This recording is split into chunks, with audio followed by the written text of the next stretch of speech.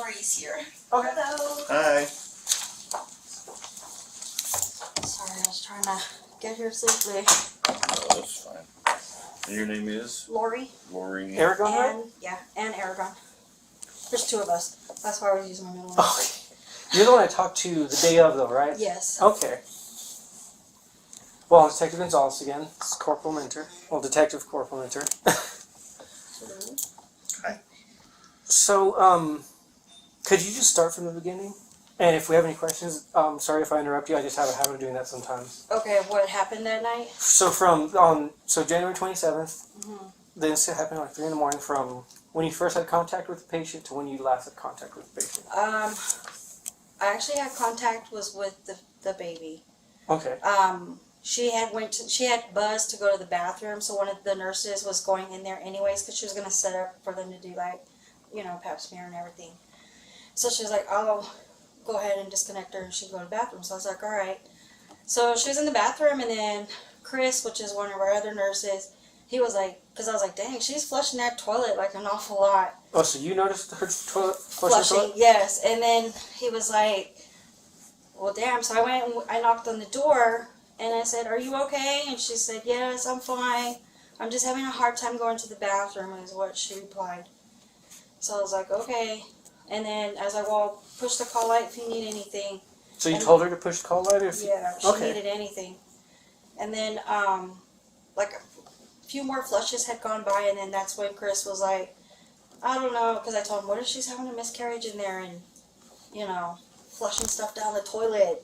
So he knocked on the door, and he's like, you got to unlock this door. And then she wouldn't reply, and he's like, if you don't reply, he goes, and then that's when she heard him call for me. And he was like, Laura, you got the spare key to this bathroom? And I was like, yeah. Because we keep like a ring of keys by the desk where I sit. So I went and I got the key, and just as we were getting ready to open the door, she opened it, and all I saw was like blood everywhere, like on the walls, on the toilet. It just looked like a horror film. And you say everywhere, it was also on the floor too? Yes. Okay. And then, Now, was it covering the floor, or was it like splotches? You could tell she was wiping it up with paper towels because it was like smeared. Okay. Yeah. And then, the one that does have the footage of that, she's on vacation right now, is Erica, and she works in lab. She took photos of it? Before, because she was like, whoa, this is like... Well, I didn't know that. Yes, Huh. and I didn't know that either until just recently. And who is that? Erica? Erica. Compost or... No, let me give you her last name just a minute. I'm terrible with last names. Oh, you're good. But she does have the Erica videos. Salas. Yes. She has the pictures. Is she a lab tech? Yes. And Okay. she's on vacation right now. She's the one that's going to come next week. On the 27th? Yeah, in 2 days. Okay. Sorry. So and I did tell her not to erase that. Good. I said, do not erase that, because that's evidence. When did she find them? Or when did she tell you about them?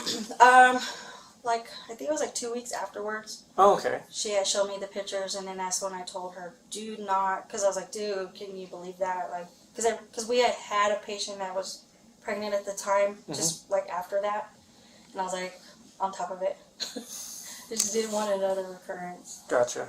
But yeah, so anyways, the floor was just smeared with blood, blood on the wall, like on the toilet and stuff, and... Do you remember which wall? Oh, it was like the back wall between the toilet and the sink. So, like, if you're looking at the toilet, like...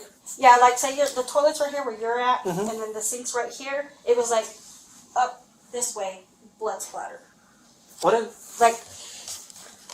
In your line of work, what would cause that kind of splatter? I think something that got pulled out or ripped. Like if you rip something and blood just went, it was like once you see the photo, you'll see what I'm talking about. It's just... So like you say, like rip, like something went like that? Yeah, like when you rip something, or if you cut something and you go, like you swing your hand and blood just splatters. Okay, so that's how it looked. Oh, okay. Yeah. And that'd be on, so this is north, that's east, it'd be on the west wall? The back wall, yeah. So, because like, the call button's on the south wall. So it'd be on the west wall? Yeah. Yeah, because the bathroom is like this. Yes. Here's the door.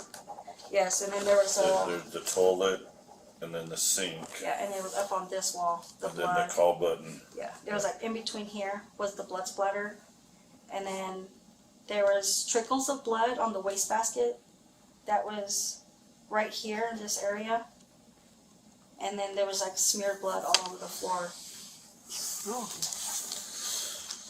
Yeah, we just kept hearing the paper towel dispenser going and the toilet flushing.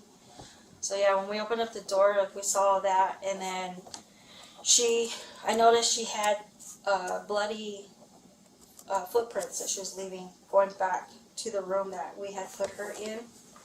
So I had called housekeeping, which was Leela, and I was like, "Hey Leela, I'm sorry to bother you." I said, "But I think this patient just had a miscarriage in our bathroom and she left like a mess. If you could come and clean it." And she said, "Okay." So she came down and she started cleaning it, and then she went to pick up the wastebasket, and then she put the basket down and she yelled for me, and she was like, "Lori, come here, the wastebasket's heavy." And I was like, What do you mean the wastebasket's heavy? So when I picked it up and I moved it towards the door, I was like, oh, shit, it is heavy. So I pulled it out because it had like a fresh liner inside, so we didn't think nothing of it because we looked. So when I pulled the liner out, there was like paper towels, and we had rolled trash bags already in there, but she had grabbed a few and like balled them up and put them on top of him. So when I removed them, that's when I noticed the baby on the bottom of the trash can just wrapped in the bag. Like she had it tight, like because it was the top was twisted and then like tucked under, like so it wouldn't open up. So basically, if you like when you grab trash and you like swing it and then you fold it over to like put it down or whatever. Yeah, that's how it went. And it was clear. It was a clear bag. Yeah, it's one of those clear bags. So you So it was a saw. hospital liner? So you saw the baby inside the bag. Yeah, and then when I picked it up, that's when I noticed it even more because all I saw was black and purple. But once we picked it up, like the bag suctioned to his face, and that's when I yelled for my charge nurse, which was HT, and I told him, "Hey, she put her baby in the trash can." So I handed the baby to him. And he took off to the trauma room and opened up the bag, and then that's when we went and got Dr. Vasquez. Now you say that the bag was suctioned to his face. So was that from? I think when I lifted it up, it kind of loosened, and so it just where he was still moist, it just suctioned to him. Okay. All right. Question for you. When was the last time y'all were in the restroom before her? We had another patient that was in there, let's say like around midnight maybe. Who do you remember who it was? Or what they're in for? They were there too. They left us a specimen on the table there in the bathroom, and I went in to pick it up. You did it at midnight? Yeah. Was it clean? Yeah. Okay. There was no blood or nothing. So this was fresh to you? Yes, this blood was fresh. You could even smell it. Did the patient at midnight, were they by chance pregnant at all?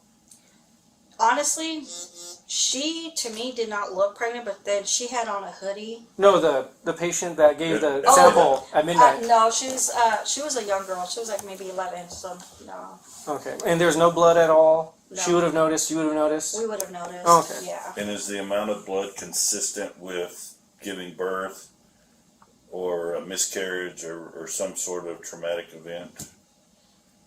I'm sorry, can you repeat that? Okay, the amount of blood in the bathroom, on the floor, on the walls, and is that consistent with the amount of blood that is lost when you give birth or have a miscarriage or? To me, I mean, it looked like she had given birth in there and was trying to clean it up. Like, it wasn't that much blood on the floor, but you could tell she was cleaning it up because it was like smeared and somewhat cleaned up a little bit. Okay. Once you see that photo that Erica has, you'll see how we're trying to explain it. Right. It's just hard. Okay. Yeah, it's just hard for us because Leela had cleaned, because when I talked to her that night, she said she cleaned the blood first, then went to... Yeah, and I usually, when there's like one or two things in the wastebasket, I usually pick it up and take it out, but I didn't that night. And then, like, I've been kicking myself on this because I feel like, you know, if I would have just taken it out, I would have seen it. Well, no one no one prepares for that type of thing. You know what I mean? Mm-hmm. Most people don't act like that. So don't blame yourself for it. Yeah. Because it's not a natural thing to do. I mean, it's just hard because I'm a mother, I'm a grandmother, and I've dealt with death before, but never like this. Right. You know, like, it was horrible. Don't beat yourself up about it, though, because it's something most people don't plan, or most people can't think of it. Mm-hmm. To them, it's like unfathomable. So don't beat yourself up about it, because it's something you couldn't have prepared for. Yeah. Because like you said before, you were expecting a miscarriage. Yeah, I was just expecting her to have a miscarriage and call it a day. I mean, we've dealt with patients before that have had miscarriages. Yeah. So once the baby was taken into the trauma room, trauma room, Yeah, he went into trauma too. okay, did you have any, what happened, what did you do at that point? I just remember I stayed in there because she went to go get Dr. Vasquez, and then I noticed that the umbilical cord looked like an animal had tore it apart. Like, you know how, have you ever eaten string cheese? Mm-hmm. And, you know, when you twist it, that's how the bottom of the umbilical cord looked, and I just remember it caught my eye, and I was like, God, I was like, this chick really ripped this thing apart, because those things are hard to cut. Right. Did you find the other part of the umbilical cord? No, we're thinking, I'm not sure if she had delivered the placenta, because I wasn't in there when they did the final examination. Mm-hmm. But either she delivered it in Loveless or she flushed it. You always didn't find it at all. We didn't find it at all. I even looked in the little cabinet that we have in our bathroom, because it has like a bottom cabinet. So I opened that up just as, you know, I didn't want no more surprises. And how big would that be? How big would the placenta be? Do you have any idea? No, I would say maybe me personally giving birth myself to a full-term baby, it would have to have been about the same size as the baby. How? Because I've seen placentas where we've delivered a few times here, full-term babies, and their placentas are pretty good size, or like that. Like, they fit inside of one of our basins. Right. And is it thick? It's like a... Or is it like... It's kind of thinnish. Kind of like a sirloin steak? Yeah. Thin? Like a... you know... Looks like roast beef to me. Okay. Oh, that's not a good picture in my head. I'm just trying to describe it. But we didn't see it. Okay. And that, honestly, I thought that's what was in the wastebasket, was her placenta. Mm-hmm. I did not expect to see this full-term baby wrapped up in a trash bag. So,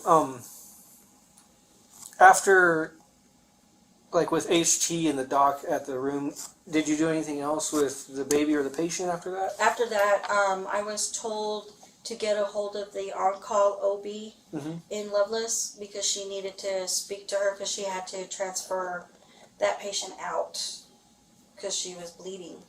Okay. And so you're the one that talked to the OB? I was the one that got a hold of the Loveless hospitalist, and I believe her name was Stephanie. And I had set up to where we got this patient transferred to Loveless, so that way they can go in and clean her out and stuff to make sure she wasn't hemorrhaging or anything like that. Okay, after that, any other involvement? The only time I saw the patient was when I went in to have her sign her paperwork, the teleforms that she has to sign, because flight crew was on their way to transport her. That was the only time I had any. Did she say anything? She just cried. She was just crying?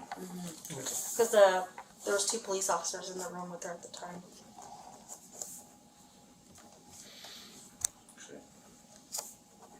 How many times did you hear the toilet flush, do you think? More than 10 times. Because that's when I was like, dude, something's going on in there. Okay. And so that's what, because over 10 times in a year, like, and how long, what span of time did the toilet flush? It was like, once it flushed, she waited a few minutes, and then she'd flush it again. And like, how long do you think that was? Like, if you had to give a guess, how long do you think it was the whole time? Out of the whole time between the flushing? No, like all... From the time she went into the bathroom to the time she came out. Oh, maybe 15, 20 minutes? And how long of that was she flushing? About maybe 10 minutes of her being in there. It was just constant flushing. So 10 minutes of constant flushing of 15 minutes being in there. Yeah. Yeah, because when she ran to the bathroom, I did see her pass me. Because I remember I told the girls, because she had her hand on her crotch and one on her butt, and she was running to the bathroom, and I was like, damn, I guess when you gotta go, you gotta go. And, because when the lab tech, Erica, was sitting there and we were talking, and she was like, dang. She was like, really? And that's when we noticed she was in there for quite some time. So I don't know if maybe the baby was already coming out and she just ran to the bathroom as fast as she could, or what.